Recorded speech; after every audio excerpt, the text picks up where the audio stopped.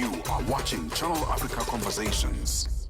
We have non-ANC people in cabinet, so fresh energy, new ideas, new resources, fresh resources. It's been 100 days since the constitution of South Africa's Government of National Unity.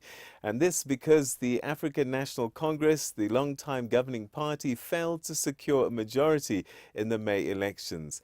Has it been successful? Is it stable? Will it finish its term? We'll be unpacking this on Channel Africa Conversations.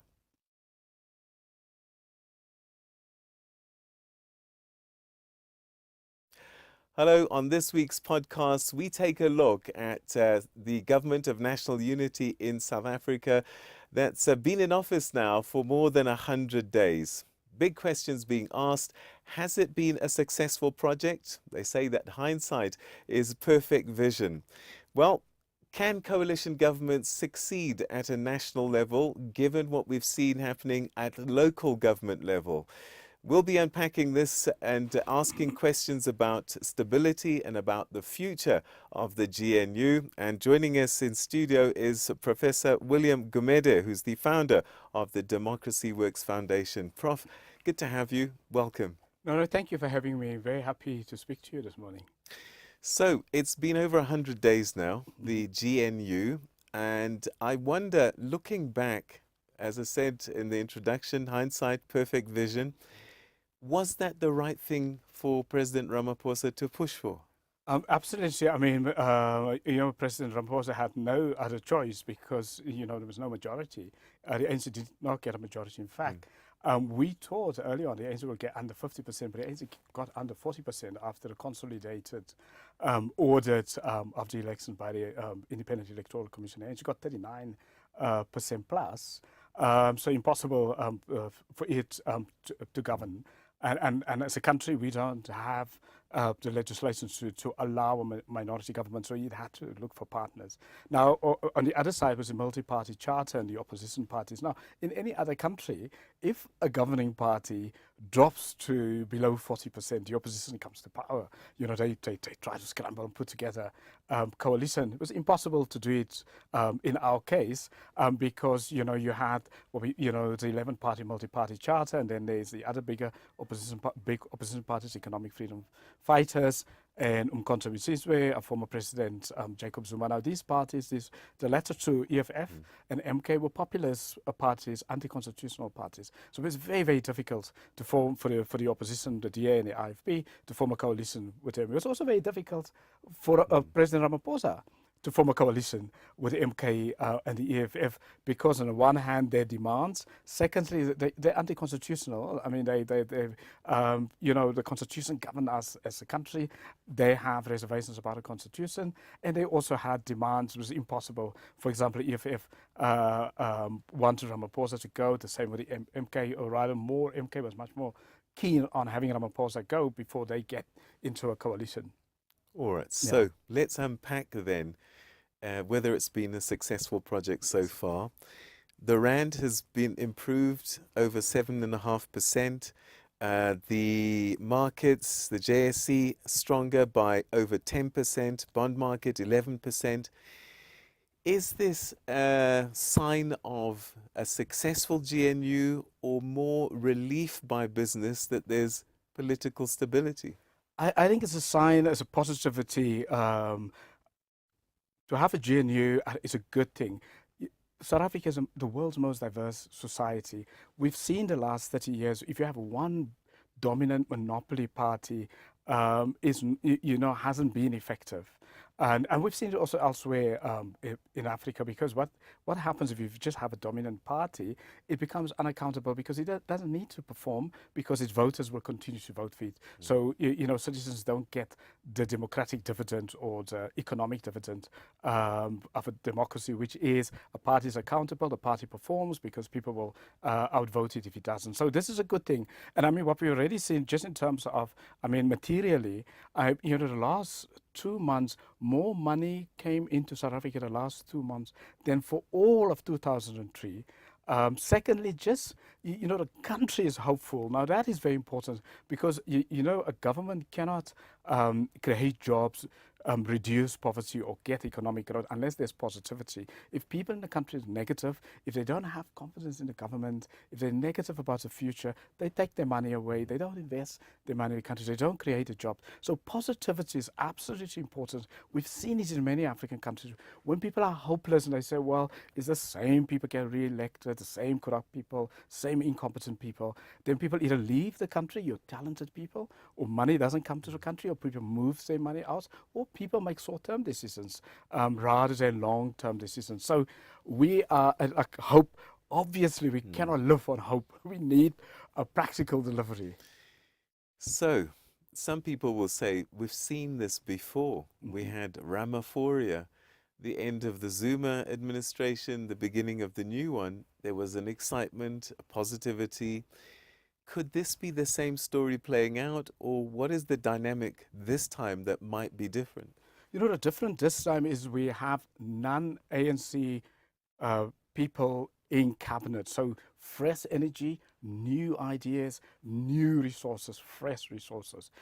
When we saw, under Ramaphoria, why didn't it last very long? Because it was the same ANC with just a different president, same ANC, same people who had been in power and who failed for a very long time. Because, you can't get, it's a dead horse, you can't get it alive, so you can't get the ANC alive. But what we now have, what will make the difference, I think, is the fact that we have non-ANC partners in government. They want to perform, they energize, because if they don't perform, like let's say DA or the IFP, if they don't perform in government, their own supporters will leave them. And so on, and so there's a real sense of urgency for the first time. So you need a country needs a sense of urgency in government in order to deal with poverty and unemployment and inequality. And a sense of urgency, one can only get it if people feel, if your elected representative thinks, well, if they don't deliver, they're going to be out. Now, up to now, the ANC never had that sense of urgency because people voted for it based on the past, or my family voted. They black, I'm black, I'm voting for the party, which means there's never ever going to be a sense of urgency. Now it's different. So questions, I guess, what are the green shoots? What are the things that have happened so far that might inspire that something's happened and something is happening? I mean, for me, the green shoots is that, the different parties in the GNU are holding each other accountable. So when I said, the DA and the IFP or the Freedom Front Plus want to show they're delivering, the same with Patriotic Alliance, and that kind of breathed some life into some of the dead ANC cabinet ministers who hasn't, who's been complacent, has been there for 10, 20 years and have been jaded. I think, and for me, there's a green shoot, the fact that their peers now, their non-ANC peers, are performing, wanting to perform, is actually pushing them to perform. Also, I mean, we've seen it even, anecdotally. Already, we've seen prosecutions of cases that we thought were long dead. We've seen it. We've seen the police are actually acting. We've seen, if you go to departments now, you see there is a change. Suddenly, your government officials are a little bit more responsive. In the past, they didn't care because they will never be fired. They're ANC members. Why do they need to perform as a government official? They were there as deployees. They'll be there forever. So why do they need to perform? Now they have non-ANC ministers, and suddenly they know if they don't perform, they can be fired. They're not there as deployees. They're not there. They don't share the same party political affiliation as the minister. They are performing. So I think we're seeing the green shoots. So we're starting to see the performance, and we're also starting to see people being held accountable. We're not there. We're getting there. As with anything, there's always the good, the bad, and the ugly. Let's chat a little bit about the things that haven't quite worked out and some of the challenges they still have to overcome. Yeah, I mean, the key issue is we've now is a honeymoon period. I mean, if you think about in terms of in a relationship where it's an intimate relationship, you're very excited, you're together, you don't know each other fully, and so on. And then there's a period where it's a power struggle period. So I think we now, if we want to take personal relations into kind of government, into executive speak.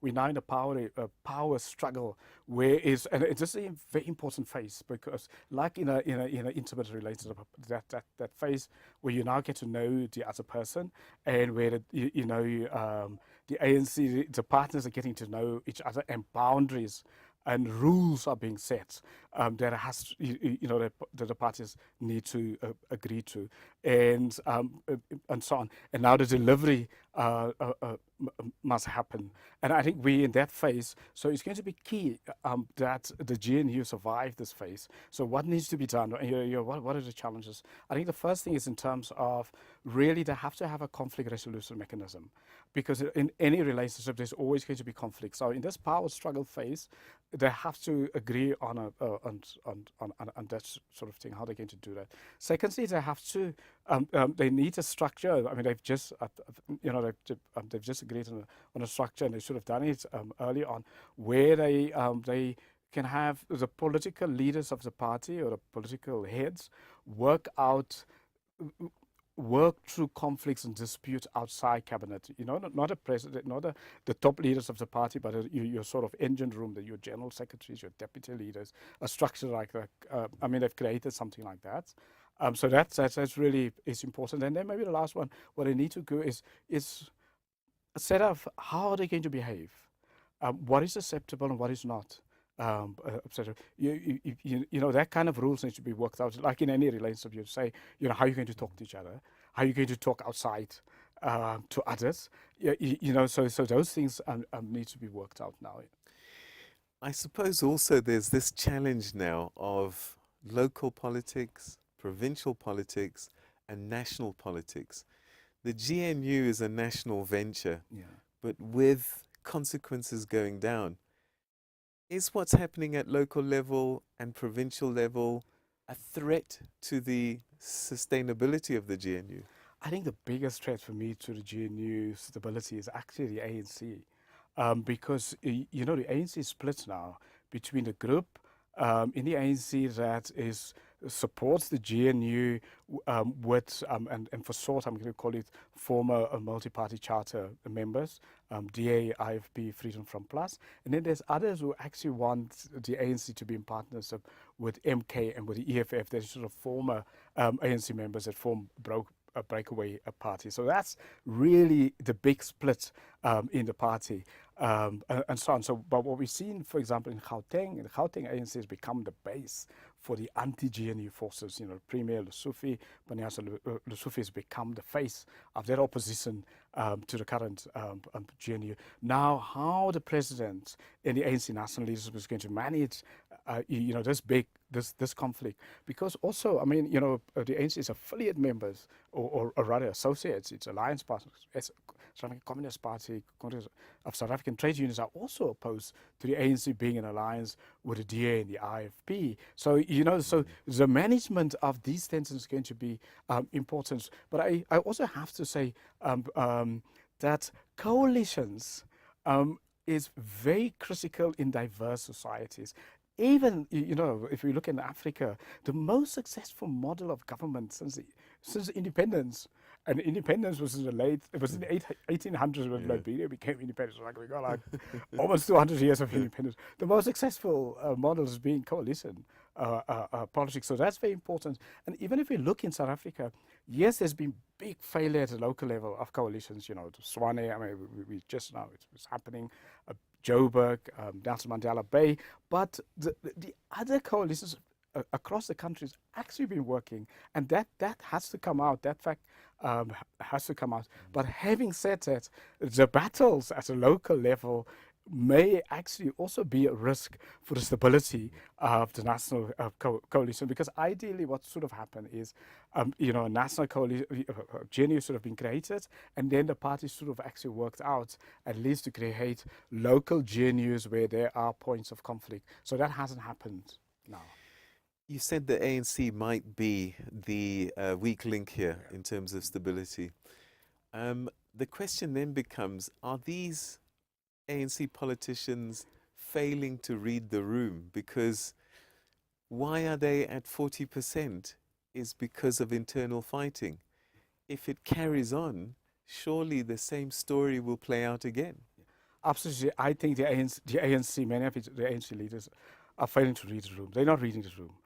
The party got under 40%. I mean, that's a really strong statement. I mean, many of the ANC leaders still behave as if the ANC is the governing party. It is not the governing party. It doesn't have a majority. It is in a government of national unity coalition. So it can't behave as if it has a majority. And even the ANC's partners like the SSCP in Kosatu, I mean, they sending off missiles as if the ANC has all the power, to move government and so on. It doesn't have that power anymore. I mean, just to go back to the GNU, for example, one of the pillars of the GNU, one of the agreements is consensus decision making, because it's really important. When some of the parties came to me on advice in terms of how do you make decisions in a GNU, I said to them, you go for consensus decision making, because how does consensus decision making work? Is consensus decision making, if a party, let's just say there's a conflict, then the party with a majority that has majority votes, that party's vote doesn't carry in a conflict. That party must come back to the drawing board and work out a compromise. And, we've had a culture, and the ANC has had a culture the last 3 years of being a majority party with majority decision making. So if there's a conflict, the ANC in the past would have, the ANC view will carry. Now, in consensus decision making, it doesn't work that way, yeah? So help our viewers understand then, Yeah. is the president in charge? Is he the CEO of the country? And so the ministers that he's appointed, do they report to him? Because, as you say, it's actually a coalition, not a party that's said, okay, I'll bring you in at my behest and at my pleasure. Yeah, absolutely. Because because the thinking of ANC leaders, many ANC leaders, not all, many of them think actually, they brought in the GNU parties at their pleasure. That's not the case. They needed them to govern, and so on. But let's come back to the president. I think the president appears to be energized.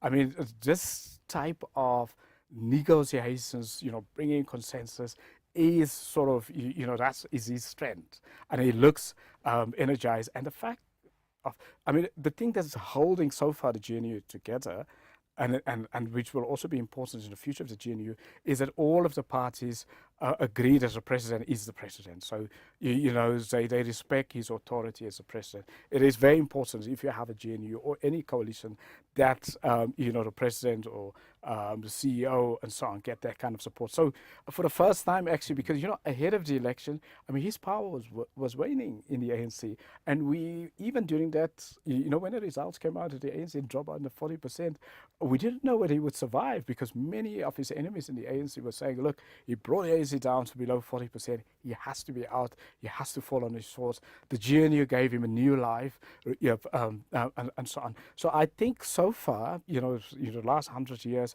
the fact that all of the partners, including ANC members in cabinet, is supporting him, is seeing him as the president. The problem, though, still the risk is, if we look back at his previous term, his weakness has been that he has been unable to lead executively. He's a good consensus seeker. Now, when you're a president and if there's in a country with complex problems, you need to also lead, from executive. You have to lead that. So that hasn't been his strength so far.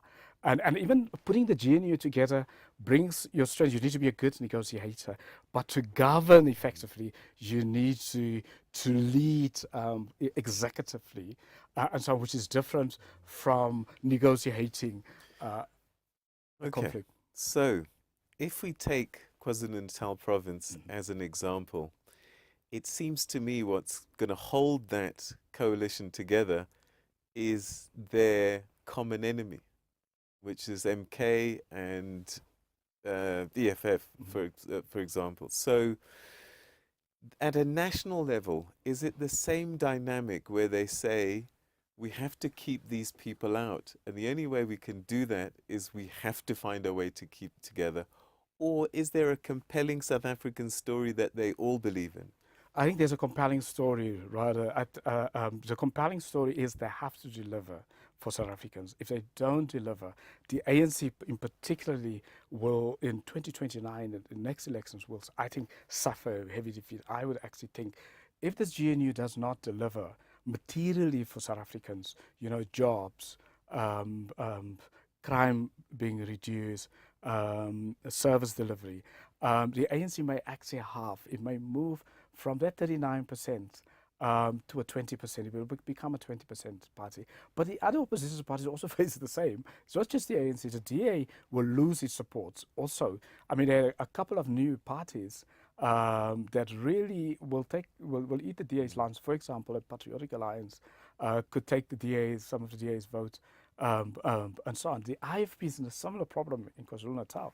If they don't deliver, if they're not seen to be delivering, MK is going to take their lands and MK is going to take over. So I think the compelling story here for the first time, and this is for the first time in our post-apartheid era, there is actually a compelling story is that the parties must deliver. If they don't, they'll be out of power. Now, up to now, that hasn't been the case, because up to now, the ANC has been dominant in power. Voters continue to vote for them, even if it's, leaders who are incompetent, super corrupt, and so on. And that made the party unaccountable, because they say, well, voters will always vote for us. No matter what we do, we just arrive, and so on. Now the new compelling story is, if you don't deliver, we're not going to vote for you. Let's unpack some of the things the opposition parties have been saying. One of them is, now that you've got all these people in one room, accountability goes out the window, because now they're all kind of on the same side. Is that a genuine concern?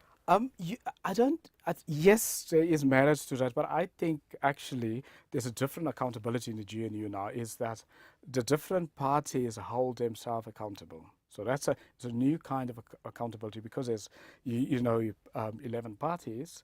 They're watching each other. They're holding each other accountable. So that but there is still a very important role for the opposition. I mean, when we talk about state failure, we say, well, the governing party has failed and so on. Why does the governing party fail? It's because the opposition also has to blame. Because if you have an ineffective opposition, or if the opposition is not relevant and doesn't properly hold a governing party accountable, then they also to blame. So it's very critical for the GNU that the opposition is robust. Yes, it's a smaller opposition. I mean, sort of the opposition vote is just over 30%. So it's a smaller, but I think they can be effective. It's going to be very, very important that they actually hold the GNU accountable, but they have to, oppose more effectively. What do I mean by that? In the past, for example, the EFF, they opposed in the past ineffectively. If you shout and scream and there's sort of theatrics, that's not effective. That is very good. It's, you're in the news, on TV, and everyone laughs and so on, and it all seems like a joke. And so, but that's really not effective. So it has to be fact-based and evidence-based opposition, where the opposition must scrutinize policies and hold government accountable. I mean, something about MK, and I may not agree with MK, but they have some individuals, even if they are tainted with corruption, they are technically, they have knowledge, and they may actually hold the GNU accountable based on evidence and fact in a much better way, for example, that the EFF has done in the past. Now, let's look when the DA was in the opposition, for example, what they did is very, very well. They went for lawfare. They went to the courts, but that means then Parliament didn't become a very effective. So having only focusing on lawfare doesn't make for effective opposition. You have to be fact-based, and then two other parts of opposition to become an effective opposition in a developing country. The opposition needs to be on the front line with communities when things happen. So not just in Parliament. So, I mean, in the past, for example, the DA was mostly in Parliament, and then lawfare, in the courts. Now, in a developing country, what you need to do, for example, let's say in Alorado Park, there's gang violence. The opposition must be there. If it's in Mitchell's Plain or in Soweto, something happens. Let's just say now what has happened in the Eastern Cape with a mass shootings. The opposition must be on the ground there, holding the police accountable. We haven't seen the opposition there. I haven't seen any of the opposition parties being there, supporting the families, holding the police accountable, checking on the police every day. What are you doing? Where are the culprits and so on? And that has been what has been missing so far the last 30 years in our opposition politics. So, what could be the consequences for some of the lines that are being dropped, subtweeting, if you want to use another word, where I'm hearing language like, how can you partner with the Freedom Front Plus? How can you partner with another white party, the Democratic Alliance? This is selling your soul as a black party. I think that's right. South Africa is the world's most diverse society. Now, if the reason why we haven't had delivery, and the reason why many other countries, developing countries that struggle with delivery, is once you draw an ethnic lager, once you vote for people based on their color or their religion or their region, you then, so the weakness in that and why there's no delivery in that, because there's no accountability. You can only deliver the society that you want, with the growth, the peace, and so on, when there's accountability. But when there's color, when you vote on color, you take out the accountability. Because if I know you are going to vote for me because I'm black, and you are black, why do I need to deliver? And that is so for South Africa to prosper, we need to break that. It's a key part for us to change it. If we can't break it, we will be a failed state. And that's a critical thing I think for people that they need to understand. And the second thing, no single individual in South Africa, whatever their color, no single party in South Africa can deliver on their own. That's a very important fact. We can only deliver, change this country through collaboration, through partnering, and using our diversity. The moment as South Africans we go for, well, I'll stick to my color, I'll stick to my language, I'll stick to my ethnic group, I'll stick to my village. I mean, because we get a lot of village, we're sticking to their village. There's not going to be delivery. Forget about delivery in the country. So it's very important for if we want our democracy to mature. Maturity of our democracy will mean how do we cooperate across color and across class and across our past. Where our past is, we're not stuck in our past. Obviously, our past is with us, but don't let our past control the present and the future. We've talked a little bit about the consequences of failure. Yeah. There must be consequences for success. If we look at Zimbabwe, the government of national unity, I got a sense there that Brand ZANU-PF actually improved as a result of this working with the MDC, because things started to work, things started to happen. Who's going to benefit the most from a successful GNU come the next elections? I think all of the parties in the GNU will benefit from a success. And then there would be in terms of, and I guess the challenge of success for the parties will be, the non-ANC parties must deliver in the GNU individually for their parties, but also for the country, but also as a unit, and so on. So they must show success to their supporters and to their non-supporters, and how to get that balance right, and not stealing the thunder of the other parties. But it's going to be important. But I think, in short, if the GNU is successful, the parties in the GNU will be successful electorally, and that is very important. I think it's a very good incentive. Now, for me, what I worry about is whether the GNU will survive the ANC's 2027 National Elective Conference. Because, up to now, since 1994, no ANC president has survived as country president when they lost when they left the party presidency. And I mean, and if the GNU is successful, Ramaphosa may actually buck the trend, and he may stay on as the country president, even if he doesn't if he leaves the party presidency in 2027. If the GNU is performing poorly, he will be out of the country presidency, and then actually maybe the end of the GNU. All right, perhaps a final question, because we're running out of time. At the beginning of this conversation, you talked about coalitions having happened across the continent, but we've seen disastrous ones as well. Sudan, Kenya, we're seeing the deputy president now being impeached. DRC has been challenged. It can go horribly wrong. Do you think this one will survive?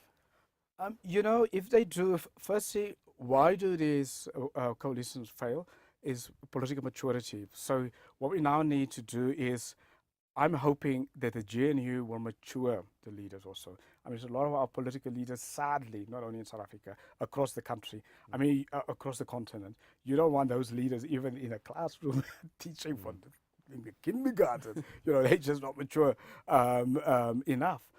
So I'm hoping that in our case with our GNU, that the GNU will actually help people mature, because sometimes in a situation, you get into the situation immature, but the situation can build you, can make you mature. And the fact that we have our GNU has a principle of consensus decision making, that's very important, and that's missing across the continent. So in the countries that has been successful, where coalitions have been successful, they went not for majority decision making, but for consensus decision making. Now, consensus decision making also makes the individual leaders more mature, because you have to sit down, let's just think we have to agree on consensus. Then you have to say, well, is my idea or my policy or my decision, is it my party decision, is it my decision, or is it a country decision? Now, in consensus, you have to at all times decide it must be in the country's interest, not in yours individual interest or in the party interest or in the ideology interest. You see how that immediately changes a situation. But we need a maturity, and then also if they can resolve that conflict mechanism, even if it means they may have to get an independent person from outside, an ombudsman from the outside, that guide them through their conflicts. But the last one is, their political lives depend on the GNU's success. And that, for me, is very, very important. Professor William Gumede, it's been a pleasure talking to you. Your insights greatly appreciated. Thanks for your time. Thank you for having me. God bless. And that's where we'll leave today's Channel Africa Conversations. Thank you so much indeed for joining us. And remember, we love to hear from you. The social media platforms are on your screen now. Please comment on this podcast and future podcasts, and perhaps even give us an indication of the kind of conversations you'd like us to have each week. Until the next time, goodbye.